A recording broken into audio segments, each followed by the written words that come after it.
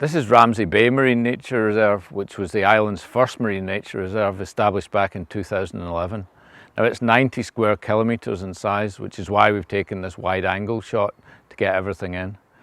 The bay itself consists of 5 different zones. The furthest north is a horse mussel reef, so that's filled with horse mussels, soft corals, and is washed by a very strong current. Inshore from that is the conservation zone, which is mostly rocks, rocky shore, rocky reefs, algae, and the pink coralline algae called merle. Now further south, from the Queen's Pier down, is the biggest eelgrass meadow on the island. Moving eastwards towards Mackled Head is the 4th zone, which is the rocky shore zone. And in the middle of Ramsey Bay is the 5th zone, which is the fisheries management zone. Now Ramsey Bay is blessed with some really great hydrology.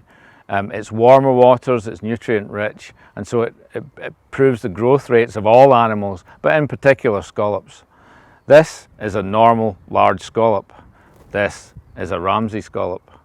So what we have is commercial fisheries and marine conservation working in harmony in Ramsey Marine Nature Reserve.